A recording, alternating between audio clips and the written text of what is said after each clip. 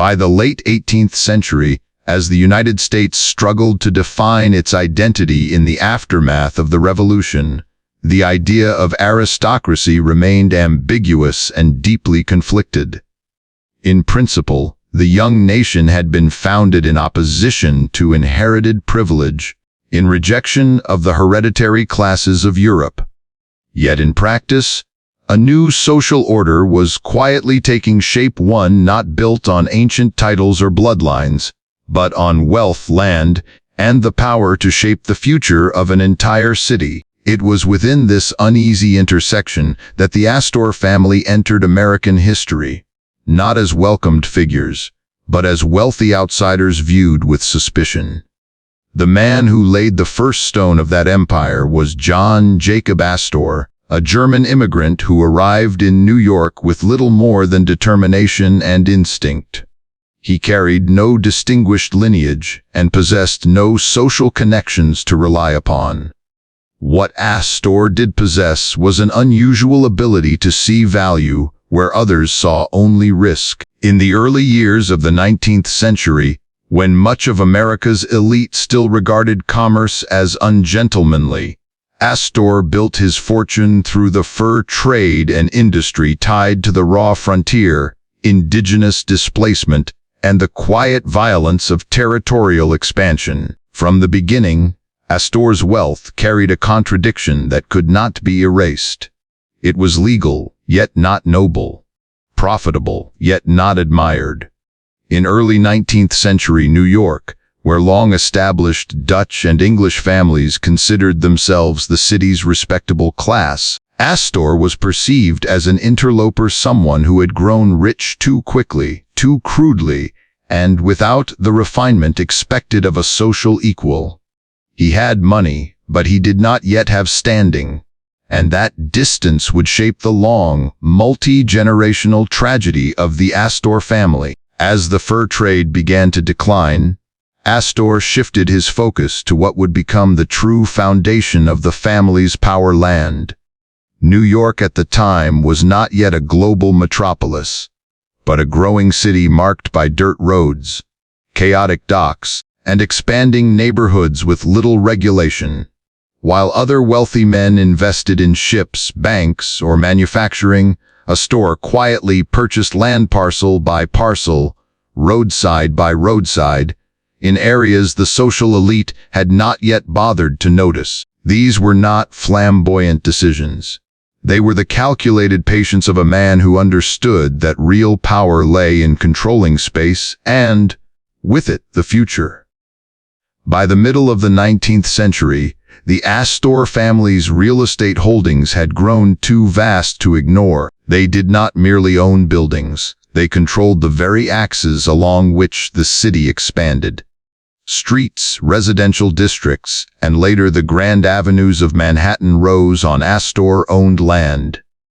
Yet the contradiction remained intact. The family exercised immense economic control over New York, while remaining excluded from the inner circle of elite social life. In the refined parlors of Manhattan, where the old Knickerbocker families gathered, the name Astor was spoken with caution. They were regarded as grasping landlords, symbols of accumulation rather than cultural contribution.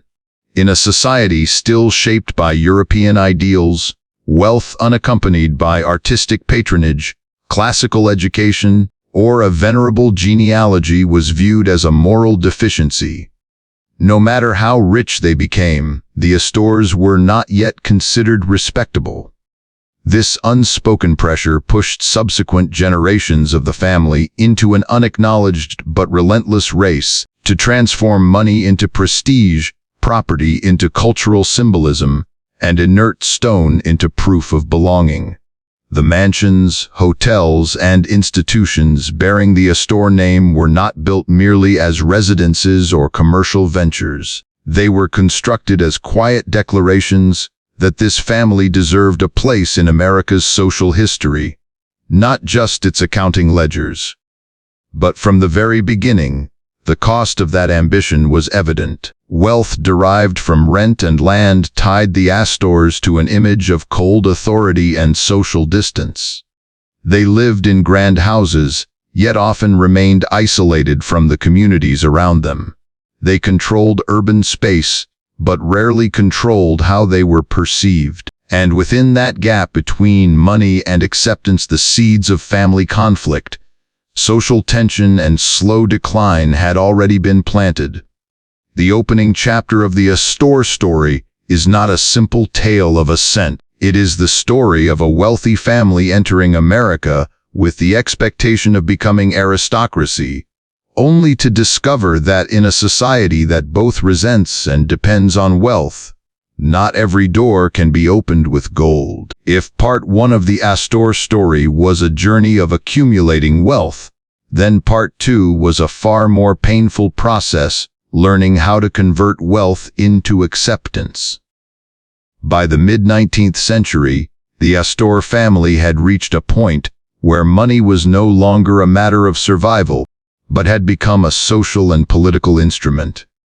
And like any instrument of power, if used incorrectly, it could provoke resistance rather than respect.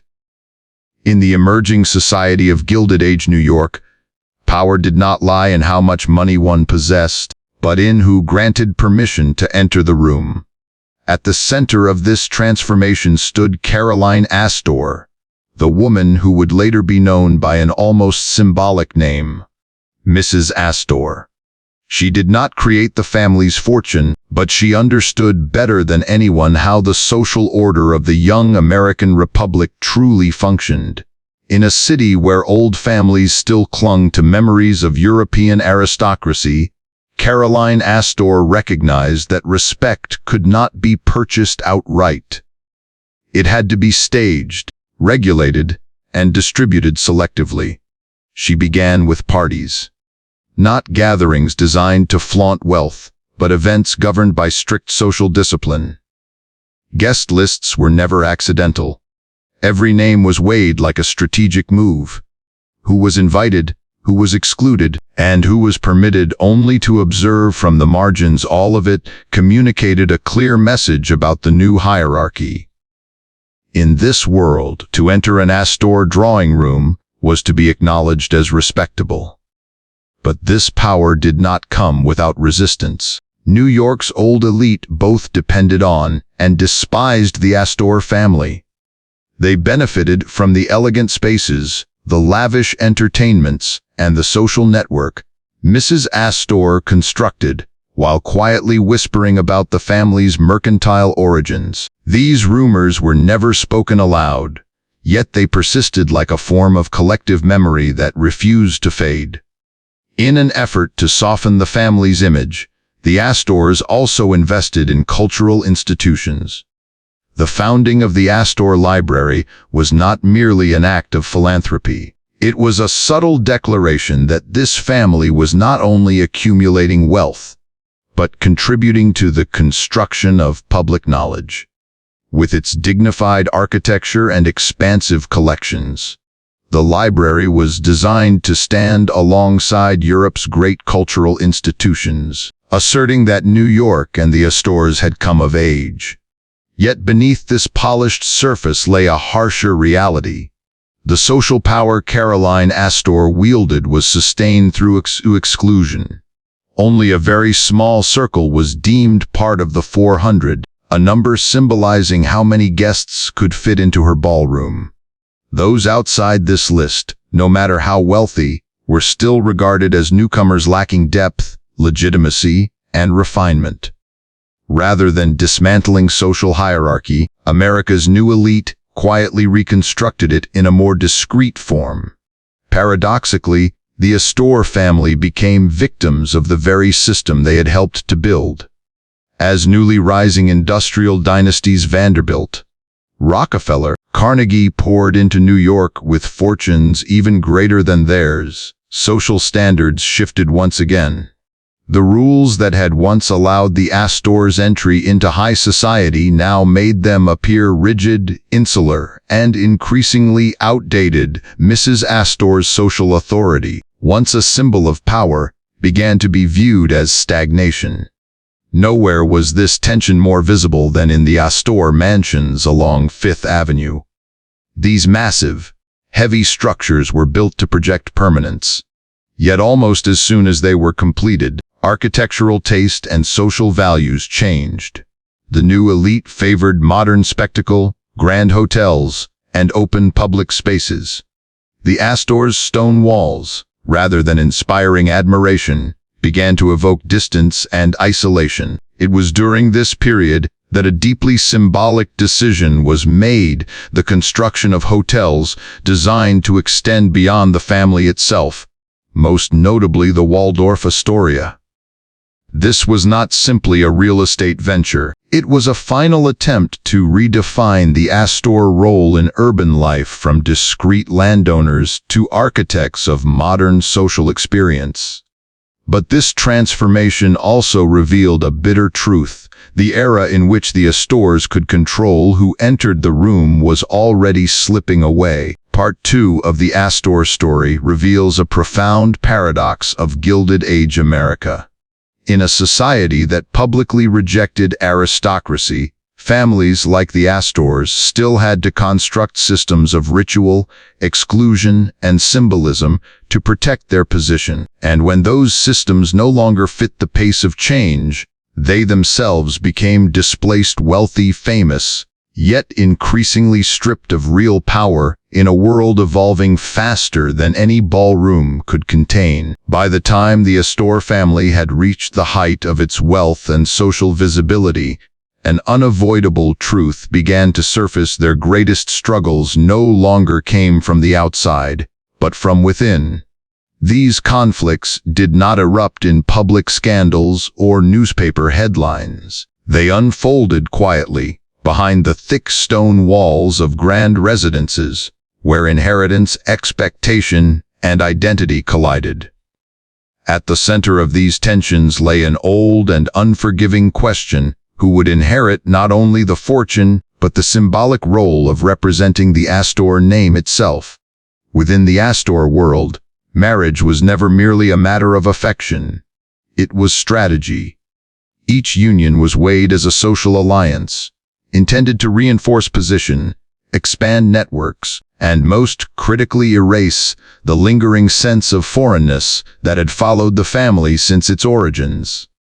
Brides and grooms were chosen not simply for who they were, but for what they represented: old lineage, European legitimacy, or silent approval from the upper circles the Astors still sought to fully enter. No figure embodied this tension more clearly than William Waldorf Astor, an heir who carried both immense wealth and an equally immense burden of expectation. Raised in a world where social standing was measured in glances, invitations, and unspoken judgments, William grew up feeling both included and excluded at the same time. He possessed everything money could provide, yet lacked what money could never guarantee: unconditional acceptance. The relationship between William Waldorf Astor and his mother, Caroline Astor, reflected the deeper clash between generations.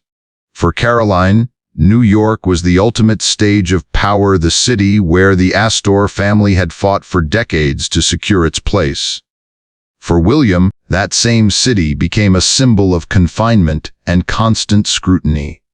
The rigid social rules, the unspoken hierarchies, and the quiet authority exercised by the elite made him feel perpetually measured, never fully sufficient, even within a system his own family had helped create. This growing resentment eventually led William to a decisive choice: leaving the United States altogether. In the eyes of New York society, this was not merely a personal relocation, but a form of withdrawal. William carried his fortune, his art collections, and his ambitions to Europe, where aristocratic titles still carried formal recognition and legal meaning. In Britain, he found what New York could not offer: a recognized noble status, a clearly defined place within a centuries-old class system he had long admired from afar. Yet this departure exposed a deep fracture within the Astor family. When its most prominent heir chose to abandon the social center the family had painstakingly constructed, the question of Astor identity could no longer be avoided. Were they an American family of immense wealth, or aspirants to European aristocracy in a new form? And if the latter were true, what did that say about the decades of social engineering Caroline Astor had orchestrated in New York? While William sought legitimacy abroad, other branches of the family remained in the United States, attempting to preserve their standing in a society that was rapidly democratizing. Strategic marriages continued. Mansions were maintained. Public appearances were carefully managed. But the sense of unity had eroded. The family no longer shared a single vision. Some members sought adaptation and reinvention within America. Others gravitated toward withdrawal and distance. The Astors remained wealthy and recognizable, but no longer operated as a coherent force.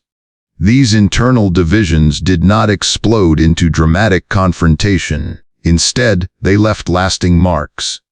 Wealth became fragmented across branches. Social influence, once concentrated in a few decisive figures, dispersed and weakened. The Astor name still commanded attention, but it no longer dictated the rhythm of high society. Power, once carefully curated, became diffuse. Part 3 reveals the true cost of the Astor pursuit of prestige. The price was not measured in money, but in fragmentation. In striving to become a symbol of an entire class, individual members were forced either to surrender personal identity or to leave the stage altogether. And in the case of the Astors, those choices quietly undermined the very dynasty they had spent generations trying to secure. If money was the first language of Astor power, architecture became its final declaration. In the latter half of the 19th century, the family did not build merely to live or to profit. They built with the ambition of inscribing their name permanently into the urban landscape, as if stone and steel could substitute for ancient lineage. Yet it was precisely here that the greatest contradiction of the Astor story emerged. The structures meant to proclaim permanence would ultimately become the clearest evidence of impermanence. Along Fifth Avenue, Astor mansions once stood like fortresses. Their designs were heavy, inward-looking, and defensive rather than expressive. This was the architecture of a family that had learned to protect its status through material presence, never fully trusting that social acceptance would arrive on its own. But New York did not stand still. As the 20th century approached, the city began to transform at a pace even the Astors had not anticipated. Space became more valuable than legacy, and height began to replace mass as the true measure of power. The mansions that once symbolized refinement quickly came to be seen as inefficient uses of land. They occupied prime locations while producing little economic return in a city that was now building upward. Pressure from property taxes, real estate markets, and the logic of modern urban growth forced the Astors into a decision rich with symbolism, the demolition of homes that had been built to last forever. No moment captured this reversal more clearly than the fate of the original Waldorf Astoria on Fifth Avenue. When the hotel first opened, it was hailed as the new social heart of New York, a place where elite life moved out of private drawing rooms and into a public, modern setting.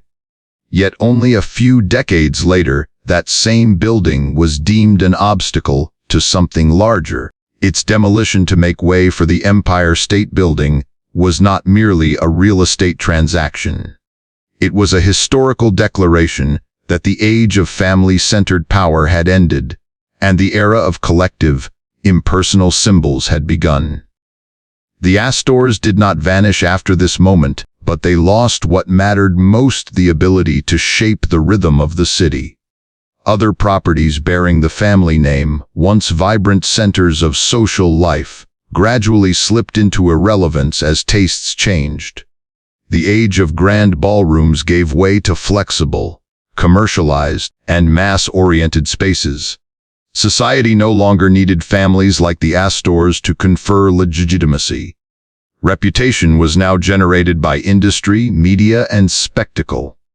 What hurt most was not the loss of wealth. On the contrary, many branches of the family remained financially secure. The true loss was symbolic. The stone walls that once guarded prestige were dismantled without ceremony, taking with them the illusion that a single family could stand apart from history's momentum. Part 4 reveals a harsh rule of the modern city: no structure, no matter how ambitious, can resist social change. Architecture may preserve memory, but it cannot freeze time.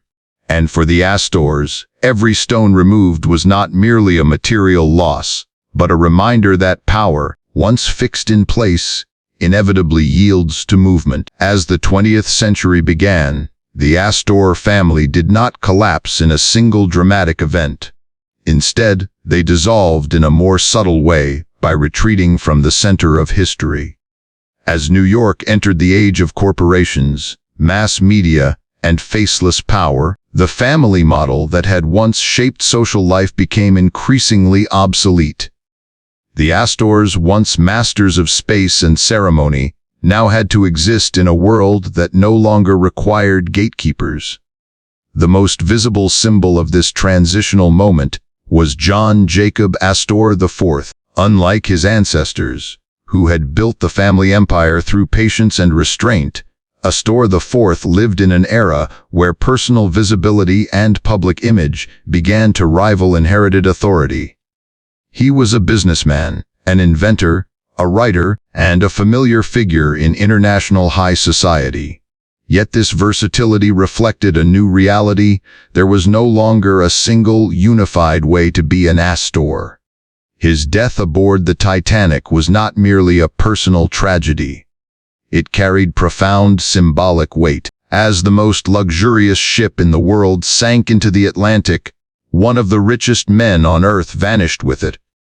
The public did not simply mourn an individual, it witnessed the fragility of symbols once believed to be untouchable.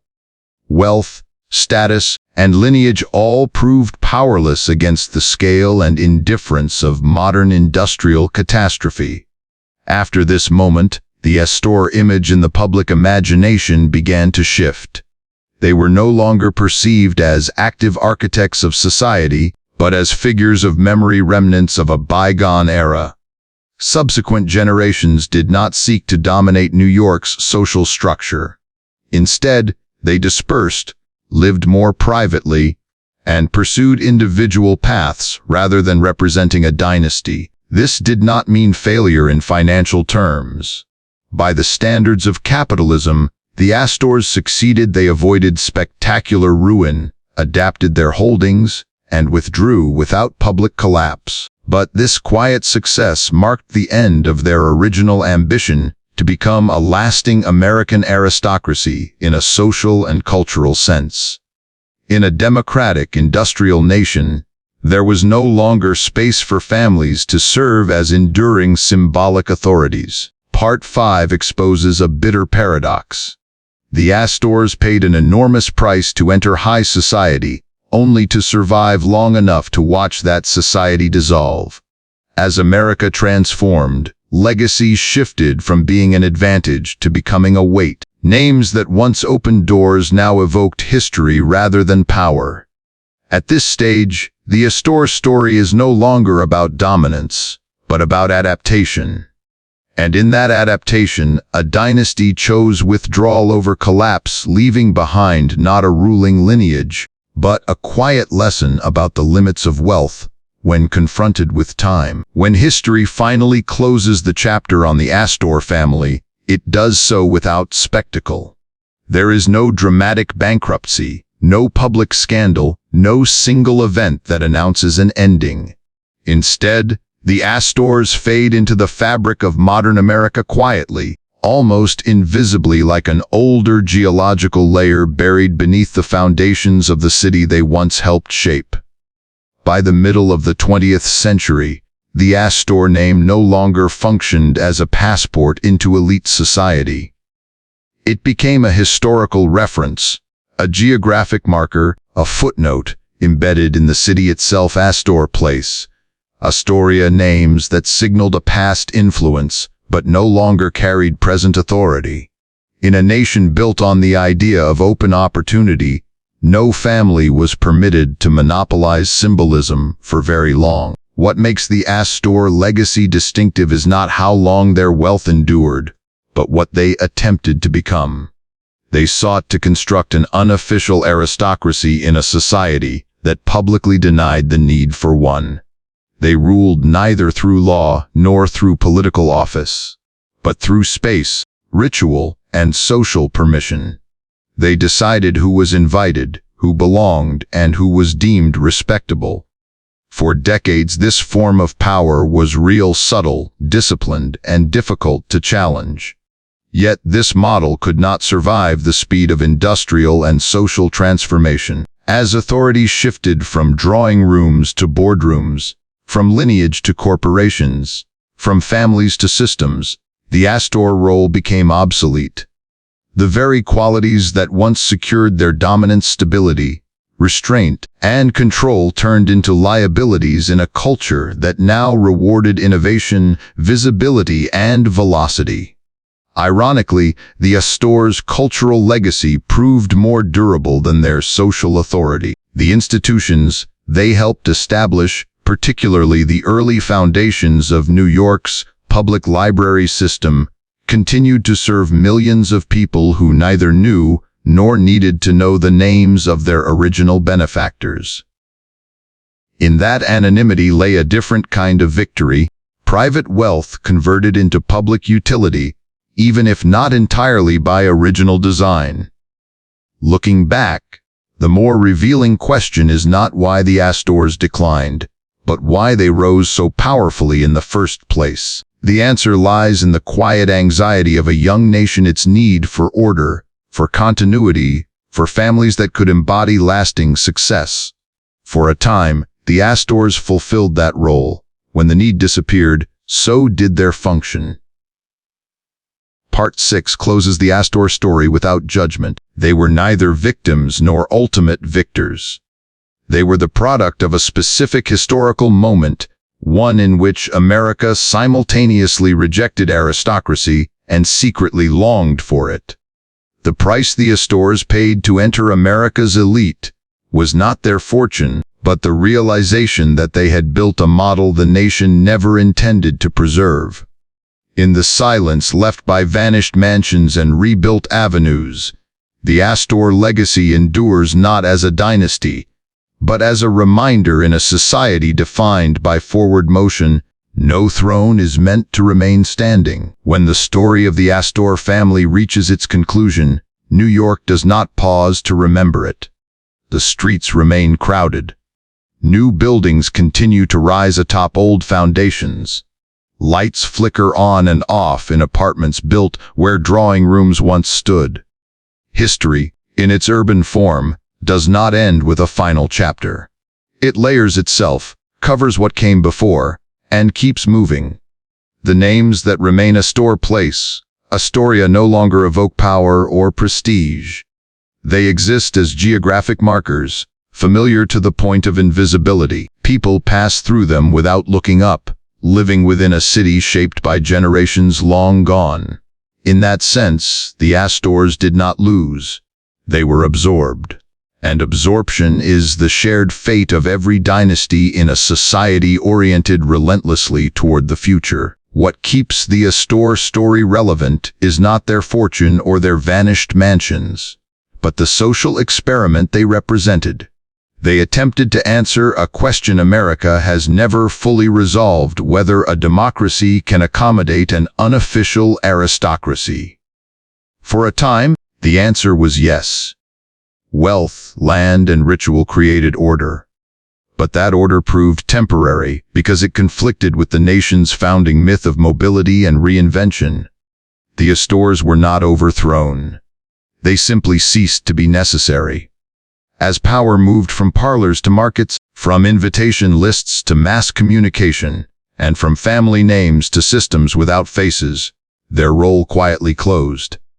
In such a world, permanence is no longer the highest virtue.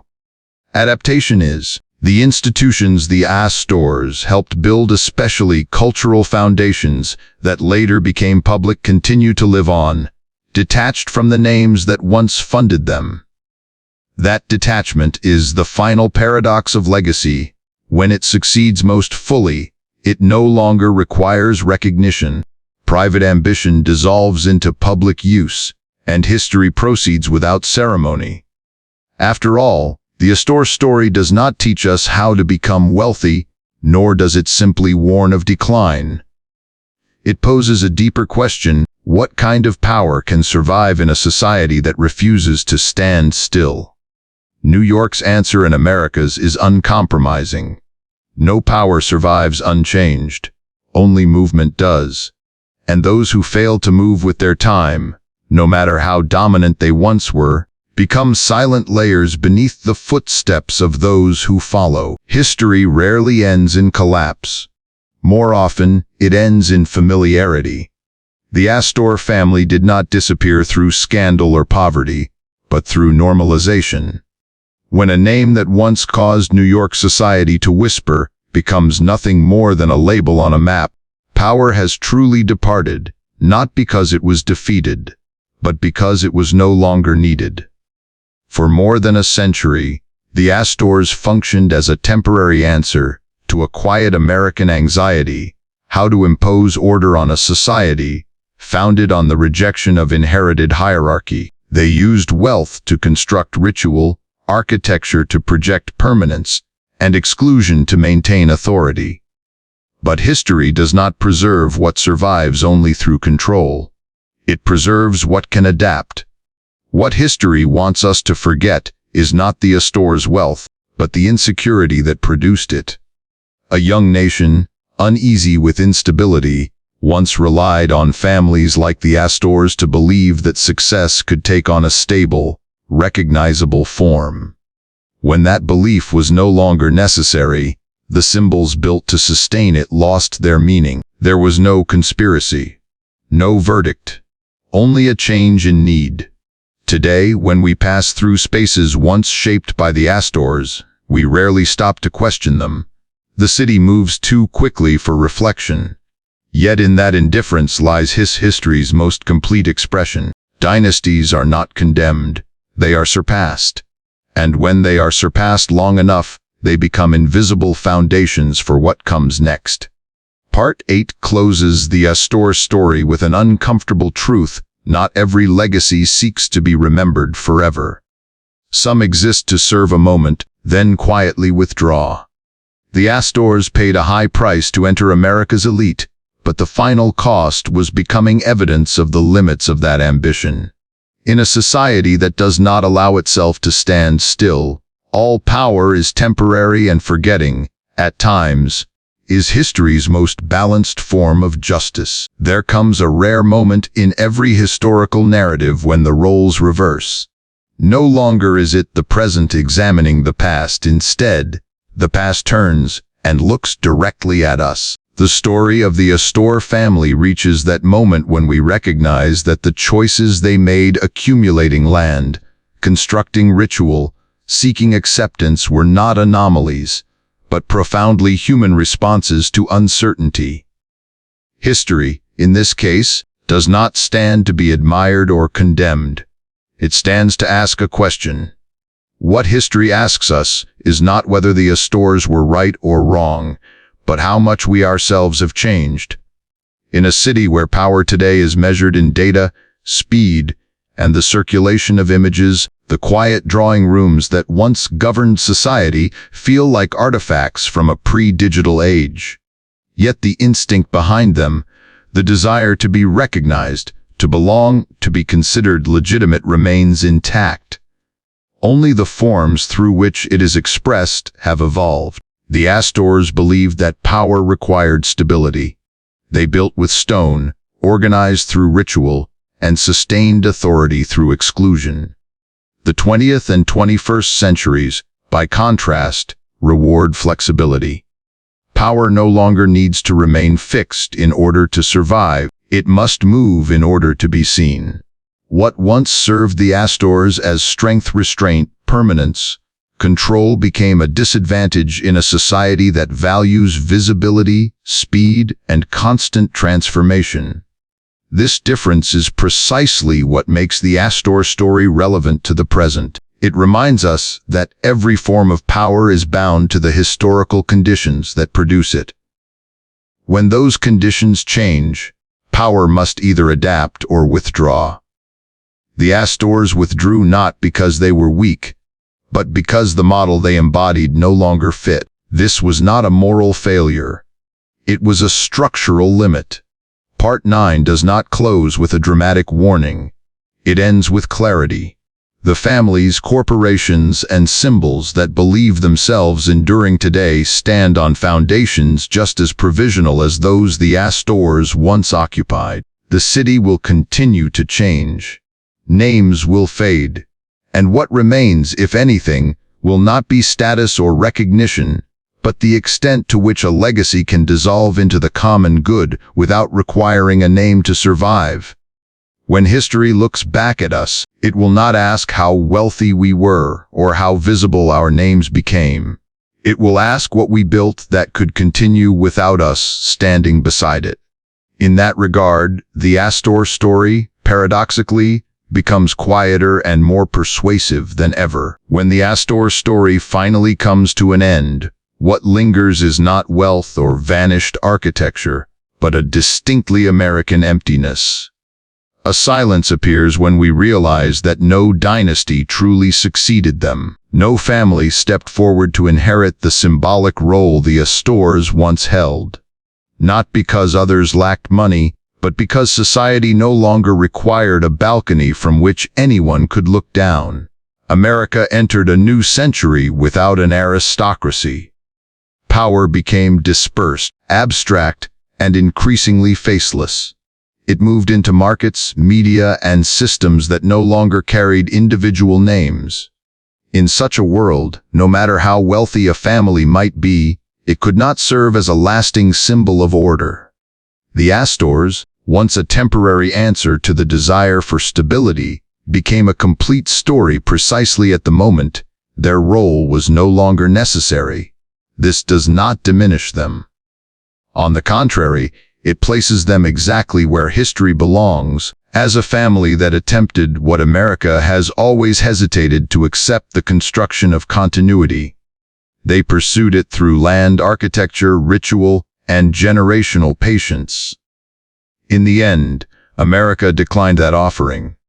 Not through revolt or rejection, but through continuation. The city kept growing. Society kept shifting. And power, when it no longer fit, quietly stepped aside without ceremony. The conclusion of the Astor story is neither a warning to the wealthy nor an indictment of ambition. It is a subdued reminder of how time operates within a forward-moving society. What does not move is overtaken. What cannot adapt is absorbed. And those who attempt to remain fixed as symbols eventually become thin layers of memory beneath the steps of those who come after. When this film ends, New York continues. People work, talk, build, love, demolish, and rebuild. The city does not require the Astors in order to function. But understanding their story allows us to grasp something deeper. America was not designed to preserve dynasties, but to replace them. And within that endless motion, the truest legacy is not power, but the ability to disappear without causing the world to collapse. There is a form of victory that reveals itself only when no one remembers the victor. Seen from a sufficient distance, the Astor family reached that victory in the most ironic way possible. They no longer stand at the center of the story.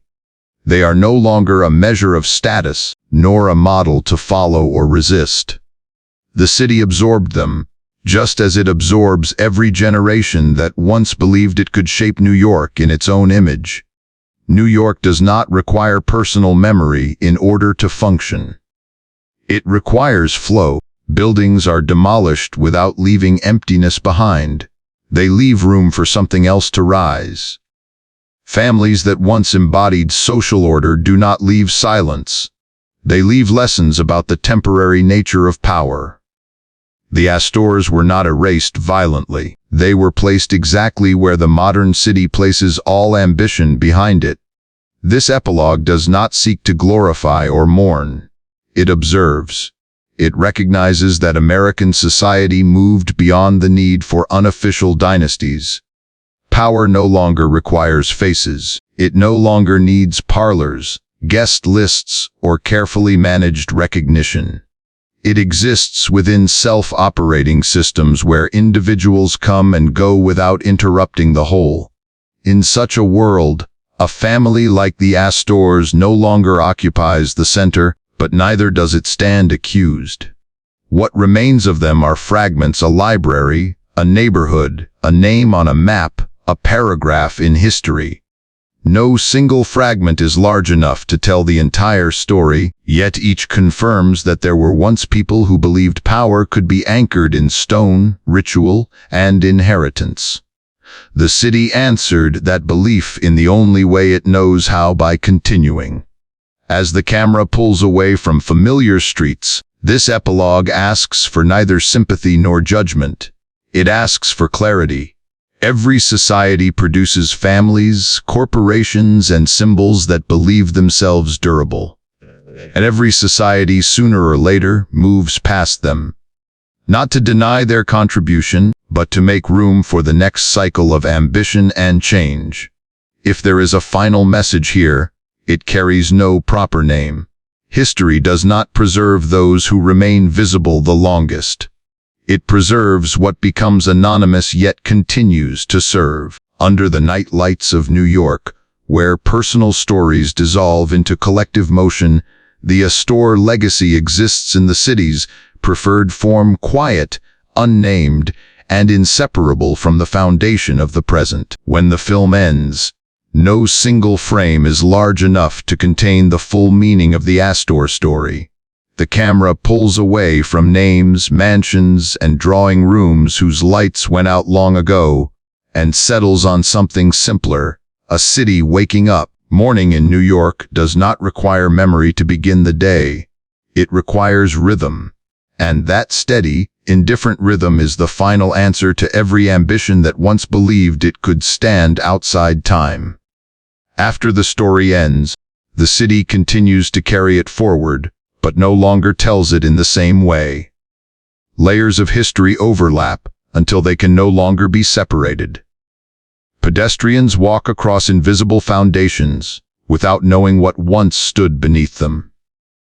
New buildings rise on old ground, not to erase the past, but to use it as a necessary condition. History, in its urban form, does not exist to be admired. It exists to be used. The Astors believed that power needed to be preserved through continuity. The city teaches a different lesson: only movement produces durability. What remains fixed is replaced. What remains flexible is absorbed. The Astors no longer function as a shaping force, but they have become part of the structural base, deep enough to go unseen, essential enough to be irreplaceable. This is the shared fate of all ambitions that once reached urban scale. Part 12 does not seek to add a new conclusion. It clarifies what the images have been saying all along. History does not require human agreement in order to proceed. It requires only time. And when time moves through a city like New York, it smooths every sharp edge of power, turning dynasties into everyday surfaces. As the screen slowly darkens, what remains is not loss, but release. No family is meant to carry symbolic weight forever. No name needs to be kept alive for society to continue. The Astors completed their historical role, and the city accepted it not with gratitude, but with continuation. That is how New York acknowledges every legacy, by moving forward without looking back. Morning continues, and with it comes an uncountable flow of people. Footsteps follow one another across sidewalks, down into subway stations, through intersections where history once lingered for a long time. No one bends down to ask who once owned the stone beneath their feet. No one needs to. The city does not require remembrance in order to function. It requires participation. And in that participation, the legacy of the Astors, like that of every dynasty before them, becomes something used rather than commemorated. This does not diminish legacy. It places it where it belongs. When former power can serve as the foundation for new movement, it has fulfilled its historical role. The Astors once tried to preserve authority through stillness, through rituals repeated with precision over decades. The city chose a different logic, the logic of friction, of collision, of human currents that are never the same from one day to the next. Here, value does not come from permanence, but from the capacity to endure change. Part 13 brings us back to ground level, where history is no longer a story to be told, but a surface to be crossed. The mansions are gone, but the rhythms they once imposed have been replaced by a faster, more flexible tempo that requires no permission. Social power, once granted in drawing rooms, is now dispersed across countless small decisions where people go, where they pause, where they turn. There is no center, no balcony, only motion, and within that motion, a new kind of fairness emerges. No family is required to carry symbolic authority longer than necessary. No lineage must stand as a moral pillar for an entire city. What remains of the Astors is not an obligation to remember them, but the city's ability to continue without their presence. That, paradoxically, is the final proof that their legacy has fully merged with the life around it. Part 13 adds no new meaning. It repeats through ordinary images what the entire story has been suggesting all along. Urban history does not conclude in books. It concludes, and begins again, beneath the footsteps of people who do not know they are walking across history. And that unknowing, paradoxically, is the clearest sign that the city has succeeded in moving beyond every dynasty that once claimed it. Afternoon settles over the city with a different kind of light, flatter, more practical. The stillness of morning has passed, and the urgency of night has not yet arrived. This is the hour when New York works, moves, and recalibrates. And it is within this seemingly anonymous stretch of time that the Astor's story finds its final setting, not as legend, but as a condition that once mattered, was necessary for a moment, and was then replaced. The city does not slow down to give history time to adjust. It always moves one step ahead. Structures once built to extend social influence are dissolved into the routines of everyday life. People cross intersections, wait at traffic lights, glance at their phones, and turn away from stories that once defined the very ground beneath them. There is no disrespect in this. Only an operating principle. The city prioritizes the present. Part 14 brings the narrative to its quietest point. There is no longer debate over right or wrong, no effort to impose moral meaning. What remains is a simple and uncompromising realization: power has value only when society requires it. When that need changes, power is not overthrown, it is ignored. The Astors experience this transition not through shock, but through a prolonged silence, the kind of silence that only dynasties that have completed their historical function are allowed. In the afternoon light, the city reveals itself as a machine without personal memory. It retains what is useful, discards what obstructs, and offers no explanation. Families that once tried to synchronize themselves with permanence eventually had to accept the rhythm of motion. Not to last forever, but to make room. And that act of making room becomes the final contribution. Part 14 closes the afterword with an unadorned truth: history does not require a climax in order to end. It requires continuation.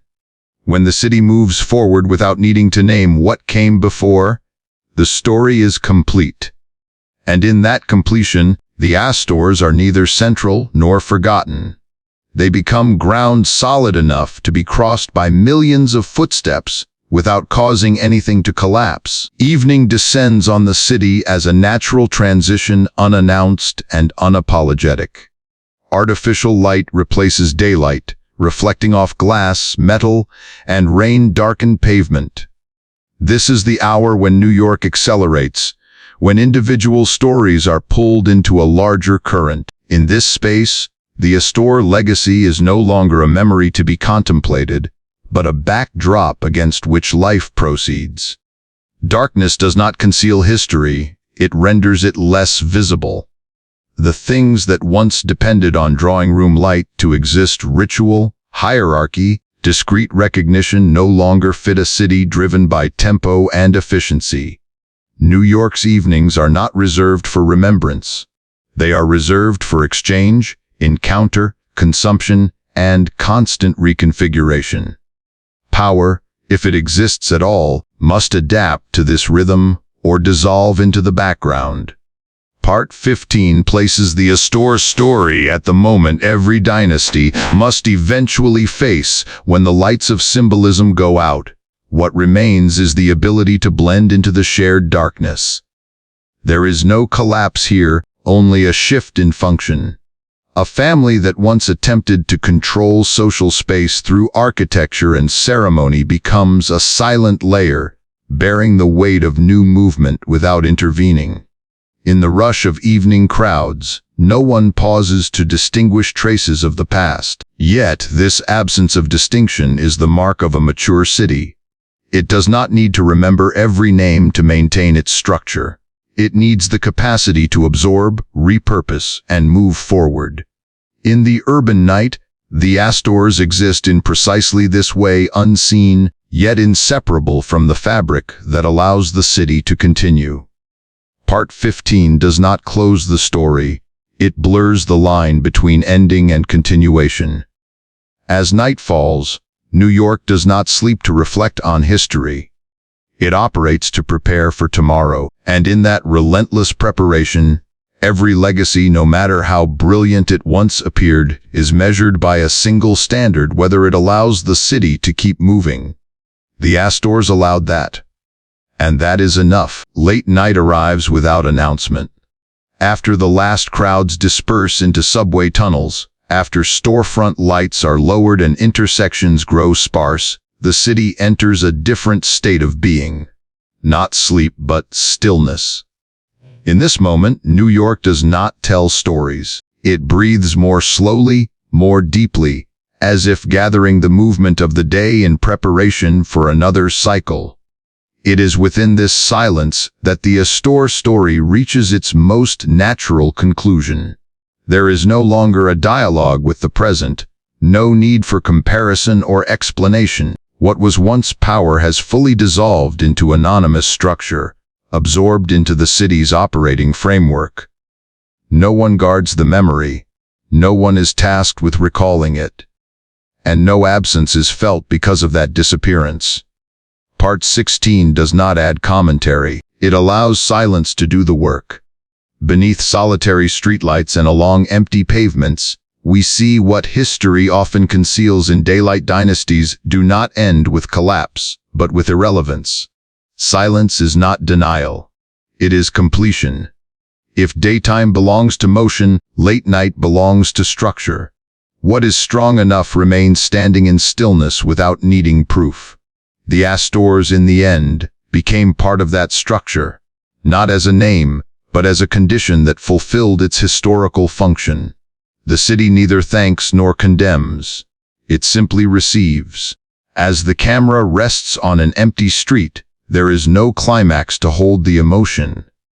Only a simple understanding remains. History does not require us to stay awake with it. It continues even when no one is watching. And when late night closes the Astor story in total quiet, it is not a cruel forgetting, but the final reconciliation between human ambition and urban time.